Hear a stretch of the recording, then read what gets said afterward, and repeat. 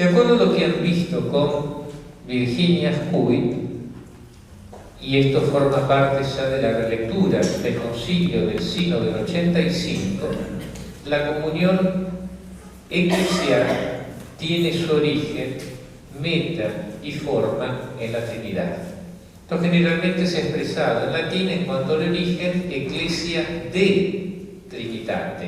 Es una iglesia que proviene de la Trinidad, claramente en Lumen Gentium 2:4. Es una iglesia in Trinitatem, es decir, en el sentido dinámico del acusativo que tiende a la Trinidad como consumación escatológica. Pero mientras tanto es una iglesia in Trinitate, es decir, que realiza la forma trinitaria. De acuerdo a esa forma trinitaria, la iglesia de comunión es comunión de personas, como en el misterio de la Trinidad, es comunión de personas. Por lo tanto, la unidad en la iglesia no es, como decía en los años 80 Casper, del orden de la fusión, donde cada uno se vería, entre comillas, despersonalizado. ¿Saben? A nivel de las empresas en los años 90 se hablaba mucho de la fusión porque no era rentable, y un padre mayor ya me vino a contar en un húngaro que veía un chiste, me contaron un chiste que me llamó la atención. Hacía poco que había muerto la Madre Teresa, y de pronto la Madre Teresa, ¿no es cierto?, llega al cielo. La gran sorpresa es que no la recibe Pedro, sino que la recibe el demonio. Entonces él quiere espantarla y le dice: no te preocupes, nos hemos fusionado. Es decir, la fusión hace desaparecer la individualidad. Si es imagen de la Trinidad, la comunión en la iglesia no es del orden de la fusión, es comunión de personas, con lo que cada uno significa, ¿no es cierto?, como persona. Y así que el texto recoge en el número 55 lo siguiente: la vida sinodal es testimonio de una iglesia constituida por sujetos libres y diversos. Dos temas que nos cuesta vivir siempre en todos los ámbitos: la libertad y la diversidad. Es cierto que hay legítimas diversidades y que la libertad tiene que tener un límite. Unidos entre ellos en comunión que se manifiesta en forma dinámica como un solo sujeto comunitario. Es el misterio de la Trinidad. ¿Cómo? Tres, respetando la total alteridad que explican la encarnación y el envío del Espíritu, permanecen uno. La comunión de Dios en la unidad más profunda que no llegamos a imaginar permite la alteridad. La alteridad. Yo siempre a los alumnos les digo lo que una vez escuché de Santiago, que la experiencia es que cuando la comunión se da en los valores más profundos, deja gran espacio para la diversidad. Cuando la comunión no es en los valores profundos, trata de salvarse con la uniformidad. Y la uniformidad mata cantidad de riquezas. Por eso la importancia de dónde arraiga la comunión eclesial. Un solo sujeto comunitario que, afirmado sobre la piedra angular que es Cristo y sobre columnas que son los apóstoles, es edificado como piedras vivas en la casa espiritual, no de Pedro, y en morada de Dios en el Espíritu. Por lo tanto, desde este rico fundamento, la práctica sinodal expresa la conciencia del nosotros eclesial. Es importante porque la confesión de fe eclesial, la más eclesial que existe y ecuménica, que es la del símbolo niceno-constantinopolitano, está en primera persona del plural. El gran desafío es como el yo creo individual es capaz de hacerse plenamente, identificarse plenamente con el nosotros de la fe eclesial. Y es ese nosotros, ¿no es cierto?, eclesial, el que permite, abre el camino al discernimiento de las cuestiones que afectan a todos. En la iglesia primitiva, los grandes temas que eran discernidos por todos eran la identidad de la fe y el testimonio. porque en el fondo estaba en juego la unidad de nosotros eclesial. Y era ese discernimiento a nivel de la identidad de fe y del testimonio lo que llevaba a tomar las decisiones. Es cierto que si nos cuesta crear espacio para tomar decisiones y no vemos posibilidad de discernimiento en un consejo económico, donde en el fondo es importante, pero es un tema secundario, menos todavía vamos a tener un aprendizaje para tratar de discernir esas realidades más fundamentales. Ahora bien, en ese nosotros eclesial, las tareas y la responsabilidad no son idénticas o indiferenciadas. En el misterio de la Trinidad, el Padre no es el Hijo, ni el Hijo es el Espíritu, pero tampoco se contempla la posibilidad de decisiones individuales aisladas. Hay alguna imagen, ¿no es cierto?, y a partir de esa imagen alguien hizo toda una reflexión teológica. En los años 60, cuando fue el gran discernimiento acerca de los métodos anticonceptivos, y que eso concluyó Lomanevite, que pasó por cantidad de expertos con opiniones diversas, un testimonio de Pablo VI señalando la soledad en la que quedó al final y tomar la decisión. Y de teólogo, que ha pasado adelante en ciertos temas, el porqué de la soledad del Papa. Pero la gran pregunta también es la gran soledad en distintos niveles en aquellos ministerios realizados personalmente en la Iglesia. El porqué de la gran soledad. Aunque al final, como las tareas y los roles no son indiferenciados, la decisión sea de uno. De caso, el ámbito de discernimiento es fundamental. Ahora bien, porque esa comunión es trinitaria, no solo, y esto es lo gran importante, señalar el aspecto cristológico de la Iglesia, sino también el lermatológico. El número 44, ¿no es cierto?, acá, y de nuevo me fui hacia el final, algo quiere decir que quiero terminar. Señala que el Espíritu Santo, en lo más profundo de los corazones, anima y plasma la comunión y la misión de la Iglesia, cuerpo de Cristo y templo del Espíritu Santo. Y esto lo va a retomar el 46 al señalar que el Espíritu Santo es el principio de la sinodalidad. La acción del Espíritu en la comunión del cuerpo de Cristo y en el camino misionero del pueblo de Dios es el principio de la sinodalidad. En efecto, siendo Él el nexus amoris en la vida de Dios Trinidad, comunica ese mismo amor a la Iglesia que se edifica como koinonia to agio pneumatos. El don del Espíritu, único y el mismo en todos los bautizados, se manifiesta de muchas formas. La igual dignidad de los bautizados, la vocación universal de la santidad, la participación de todos los fieles en el oficio sacerdotal, profético y real de Jesucristo, la riqueza de los dones jerárquicos y carismáticos, la vida y la misión de cada iglesia local. Por lo tanto, siendo uno y el mismo, el Espíritu se manifiesta de muchas maneras. Todo el pueblo de Dios está animado por el Espíritu. Esas polarizaciones de los años 70 que tienen origen en cierta interpretación protestante de oponer lo ministerial a lo carismático, hoy no tienen ningún fundamento. Porque el Espíritu mismo, ¿no es cierto?, es el que anima los ministerios, es el mismo Espíritu, ¿no? Y sobre todo porque no es que fueron instituidos los ministerios por el Espíritu y el Espíritu después los dejó que siguieran solos. Aunque hagas esa distinción entre una institución instituida, significa el inicio, y una institución instituyente, ¿cierto? El Espíritu continuamente va renovando en el Espíritu también los ministerios. Y por eso, más allá de nuestros pareceres humanos y espíritus humanos, tenemos que confiar en que el Espíritu es el mismo el que anima a todos.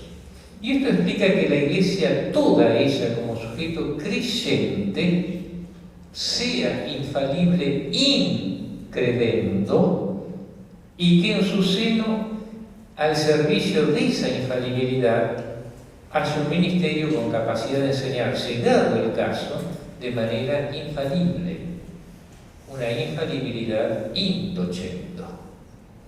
Ahora, esta comprensión de que la infalibilidad de la Iglesia íntegra, cuando cree, es previa a la infalibilidad en la enseñanza, nos lleva a convertir cierta mentalidad que hemos heredado de cómo fue definido el dogma fuera del contexto eclesiológico en el siglo XIX, y que muchas veces nos lleva a creer que la infalibilidad toca todos los ámbitos, cuando es tan claro, ¿no es cierto?, lo que define Vaticano I, de que en qué casos se manifiesta infaliblemente. Ahora bien, esa eclesiología de comunión con arraigo trinitario encuentra un lugar privilegiado en la Eucaristía. Ha sido la contribución ortodoxa, pero hoy sabemos que los ortodoxos que la hicieron fueron los rusos del exilio y dependiendo de la renovación patrística que se daba ya en la Iglesia Católica. Es más, algunos dicen que le deben a de Lubac, personajes como Fanasiev, descubrir el valor eclesiológico de la Eucaristía. Un lugar privilegiado en la Eucaristía. Texto en el número 47 dice que el camino sinodal se plasma en la Eucaristía. La sinodalidad tiene su fuente y su cumbre en la celebración litúrgica y de una forma singular en la participación plena, consciente y activa. 3 adjetivos pone, ¿no? Plena, consciente y activa en el banquete eucarístico. La comunión con el cuerpo y la sangre de Cristo tiene como consecuencia, aunque que seamos muchos, somos un solo pan y un solo cuerpo, porque todos participamos de un solo pan. La Eucaristía representa y realiza visiblemente la pertenencia al cuerpo de Cristo y la co-pertenencia entre todos los cristianos. En torno a la mesa eucarística, las diversas iglesias locales se constituyen y se encuentran en la unidad de la única iglesia. El banquete eucarístico expresa y realiza en nosotros especial de la comunio santorum, en el que los fieles se convierten en participantes de la multiforme gracia divina. Acá tenemos que tener presente que la comunión de las iglesias en los primeros siglos era comunión sacramental. Nosotros hoy decimos, ya sistematizado a partir de Roberto Bellarmino, que la unidad visible de la iglesia se expresa en el vínculo simbólico de la fe, en el vínculo sacramental y en el vínculo más teológico comunional, antes se decía societario jurídico o en los ministerios. Lo cierto es que la formulación del vínculo simbólico data recién del siglo IV, cuando termina de formularse el símbolo. Al principio la comunión era expresada solamente en la Eucaristía. Y por eso cada obispo, cuando alguno de sus fieles se trasladaba, le daba la carta para que pudiera ser recibida en la Eucaristía de otra iglesia local. Por lo tanto, la Eucaristía como manifestación de la comunión eclesial es fundamental. Ahora bien, esta afirmación es una afirmación que es común a católicos y ortodoxos, y el primer texto común del diálogo, que es el misterio de la Iglesia y de la Eucaristía, la luz del misterio de la Santísima Trinidad, dice: la Iglesia encuentra su modelo, su origen y su fin en el misterio del Dios uno en 3 personas. Más aún, la Eucaristía, así comprendida, la luz del misterio trinitario, constituye el criterio para el funcionamiento de la vida eclesial en su integridad. Los elementos institucionales no deben ser sino un reflejo visible de la realidad mistérica. Por eso se dice que en la Eucaristía se plasma y alimenta el camino sinodal de la Iglesia. Pero para ello es, de acuerdo al texto anterior, necesaria una participación plena, consciente y activa en el misterio eucarístico. Ese es el lugar de la fe profesada y celebrada. Interesante que para Cisolas, la institución sinodal en la Iglesia de los primeros siglos hay que buscarla en la estructura de las comunidades eucarísticas. Porque la composición de los sínodos, como decía en la primera parte, para él parece haber sido desde el inicio episcopal, y era, en la visión de Ignacio de Antioquía, una sola Eucaristía por lugar. De allí, cuando crezca la Iglesia, vendrá para la realidad rural el sacerdocio de segundo orden, los presbíteros, para celebrar la Eucaristía, pero siempre simbolizada en comunión con la única Eucaristía del obispo. Es bueno, y esto es bueno, y esto también exige una conversión de mirada y de la vida, que intentando recuperar el concilio, la idea del presbiterio, nunca habla del presbítero como sacerdote, ni nunca habla del presbítero en singular. Siempre habla de los presbíteros, porque los contempla integrados en el presbiterio en torno al obispo. Esta idea es fundamental. Esta idea es fundamental, ¿no es cierto? Y es un nivel de vivir sacramentalmente, no una comunión institucional, sino que tiene fundamento en el sacramento. Ahora, es interesante que Cisolas no desarrolla la idea de la sinodalidad a partir del texto clásico de Hechos del Sínodo de Jerusalén, sino a partir de la carta a los Corintios.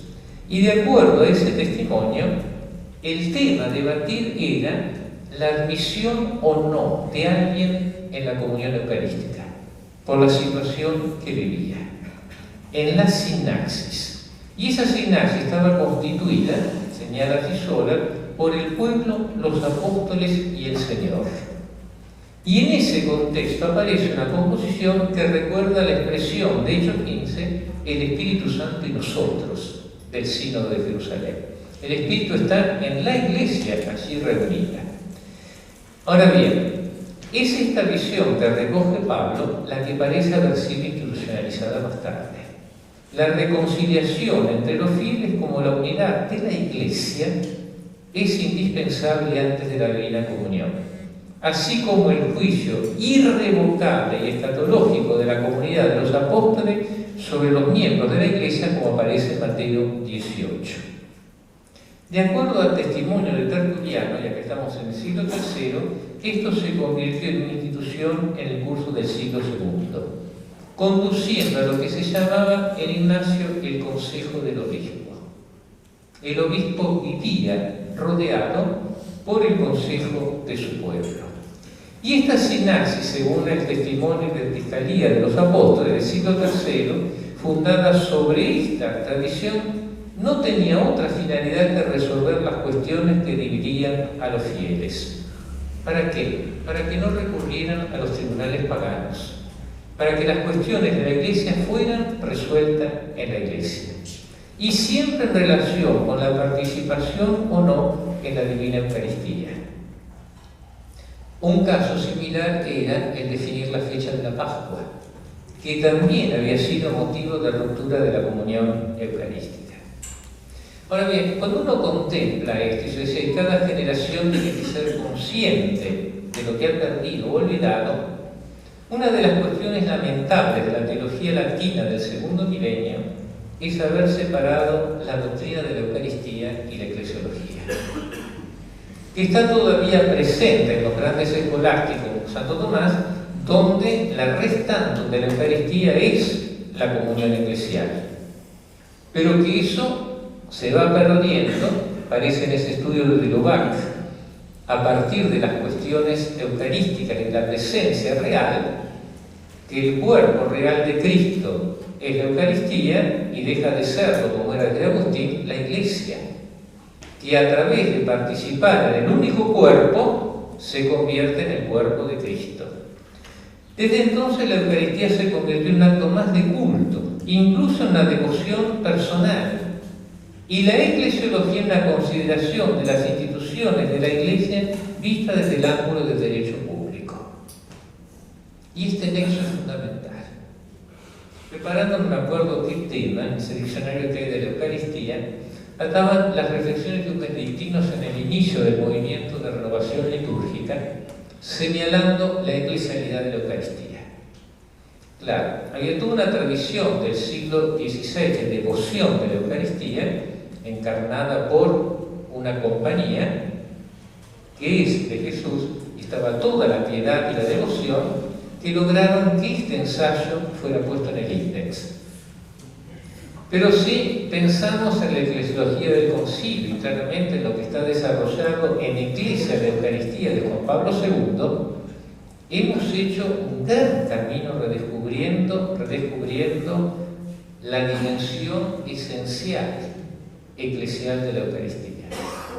Mi gran pregunta es si muchas de las debates que se están haciendo y busca de soluciones pastorales en ciertas circunstancias especiales tienen presente ese nexo entre Eucaristía e Iglesia, o se lo trata de resolver solamente como un problema individual y de conciencia de la persona. Yo debo decir que muchos de los tratamientos de moralistas o de canon, la dimensión eclesial de la Eucaristía no aparece.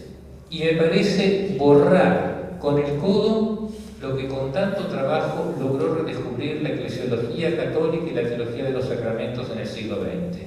La dimensión eclesial de la Eucaristía. Y esa pérdida de sentido de la Eucaristía, que permitió una comprensión sacramental de la Iglesia, explica también por qué en el segundo milenio la Iglesia se convirtió sobre todo en ámbito del derecho público eclesiástico.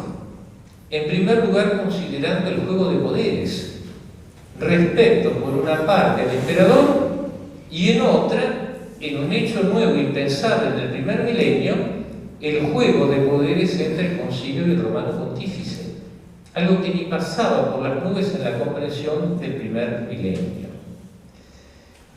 Una visión institucional, por lo tanto, desgajada de su comprensión teológica y en este caso eucarística de la Iglesia, me parece que reduce peligrosamente la comprensión de la Iglesia. Lo cierto es que si nosotros estamos llamados en este sentido y en el lugar de la comunión eucarística a pensar la sinodalidad de la Iglesia, tenemos tremendos desafíos pastorales. En primer lugar, una Iglesia que es más bautismal que eucarística, que incluso en la valorización hemos relativizado el drama de que no sea plenamente eucarística. Segundo lugar, cómo se dan esos adjetivos de una participación plena, consciente y activa en la Eucaristía. Y lo otro, sobre todo más en la pastoral urbana, la movilidad de gente que más bien se da una cierta participación de consumo personal que de integración de la comunidad. En una reunión nos decía un párroco del centro de un edificio enorme. Los del edificio de enfrente vienen a la misa y se van, pero no se integran nunca, y los que se quedan, porque está cerca de Retiro, no, yo soy de Lomas, soy de Avellaneda, soy de San Isidro.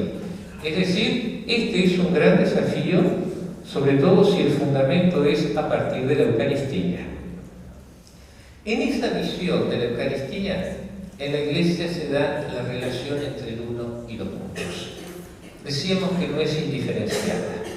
El uno, el protos, o proetos, señalan a veces los griegos, y los muchos, que es la comunidad. O en otros términos, entre el sacerdocio común de los fieles, arraigados sacramentalmente en el bautismo, y el ministerio sacerdotal en que se hace presente el ministerio apostólico en la Iglesia a nivel local, regional y universal. En la interpretación de Cisolas hay algo que no me gusta mucho, porque dice que se trata de dos órdenes de ordo en la Iglesia con fundamento sacramental. Y él habla de un ordo bautismal. Es decir, esa realidad que constituyen todos aquellos que han sido bautizados. Y en el ordo bautismal incluso también entran, porque no dejan de serlo, los ministros ordenados. ¿Cierto? Es importante esa frase tan linda de Agustín, ¿no es cierto? Con ustedes soy cristiano, para ustedes soy ministro. Por lo tanto, hay un ordo fundamental en la Iglesia con fundamento sacramental que no puede ser dejado de lado. Claro, esto señala el valor y la exigencia de lo que implica la realidad bautismal verdaderamente vivida. Verdaderamente vivida.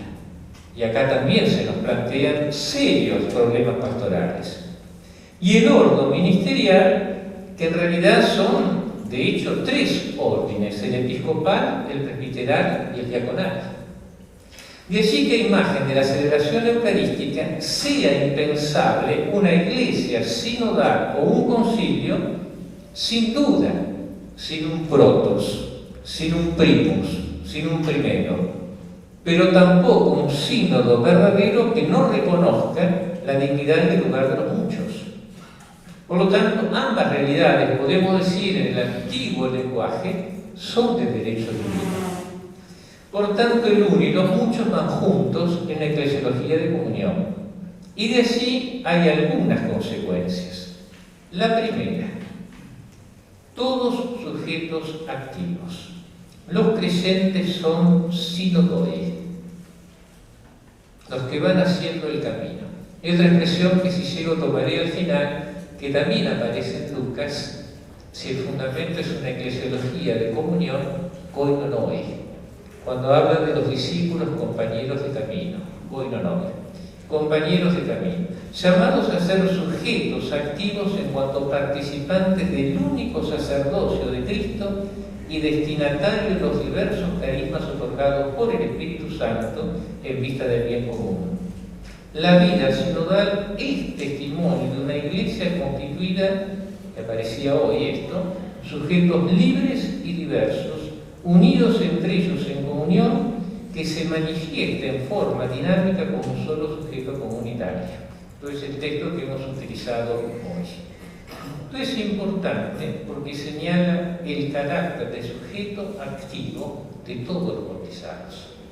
¿Y en qué contexto hay que comprender el ministerio en la Iglesia? Podría seguir, pero visto el tiempo, paso a la segunda consecuencia. Pero había un texto aquí: en la Iglesia sinodal toda la comunidad, en la libre y rica diversidad de sus miembros, es convocada para orar, escuchar, analizar, dialogar, discernir, aconsejar, para que se tomen las decisiones pastorales más conformes con la voluntad de Dios.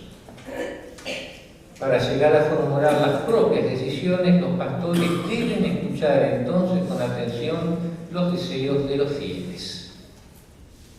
Esto no es fácil. Me contaban que un papa, ya hace mucho que fue canonizado, y alguien que trabajaba en las naciones, yo siempre que se tuve dudas respecto a la... Por eso cada vez que voy a San Pedro rezo en su tumba para pedirle perdón. Pero él tenía que, si escuchaba a 2 personas, que uno le hablaba bien de una y la otra mal, siempre le hacía caso al que hablaba mal. Y se le había puesto que un cardenal era modernista. Se le mandó una visita apostólica, le dijeron que no. No quedó tranquilo, a los 2 años le mandó otra, le dijeron que no. Finalmente mandó una tercera, ¿no? Y le dijeron: mire, en la iglesia de tal lugar hay muchos problemas. Lo que puede estar seguro es que tiene un arzobispo que es un santo. Y de hecho, ¿no es cierto?, otro que fue papa, cuando fue arzobispo de su lugar, inició el proceso de beatificación de ese arzobispo que está beatificado. Y para el tercer recitador fue un argumento decisivo, cuando fue beatificado, de que 2 personas que no eran tan amigas entre sí, aunque el arzobispo había promovido la elección de como papa, consideraran la integridad de la vida cristiana de este hombre. Pero no es solo escuchar, sino cómo escuchar, porque muchas veces prejuicios, temores, hacen que prioricemos uno o que nos funcione un solo oído. Eso pasa. O cuando estamos perdiendo el oído, nos cuesta seguir una conversación a muchas voces, ¿no? A mí ya me pasa eso, ¿no?